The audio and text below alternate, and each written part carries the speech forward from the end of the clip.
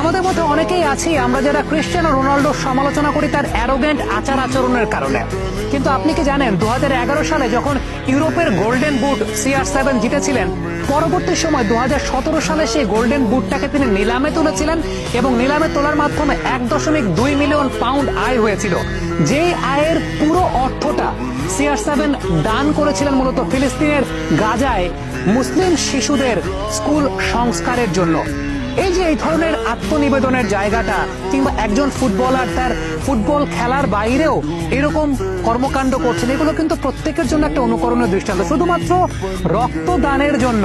রক্তদানের জন্য তিনি শরীরে কোনো প্রকার ট্যাটু অঙ্কন করেন না। আমরা বিশ্বব্যাপী অনেক ফুটবলারকে দেখি যে শরীরব্যাপী ট্যাটু করছেন, এটা একটা ফ্যাশন বা আইকনিক একটা স্টাইল হিসাবে ব্যবহৃত হয়। বাট ক্রিস্টিয়ানো রোনাল্ডো ট্যাটু ছাড়াই তিনি আইকনিক স্টার। কারণটা হচ্ছে তিনি ট্যাটু গ্রহণ করেন না, এই কারণে তিনি রক্ত দিতে পছন্দ করেন।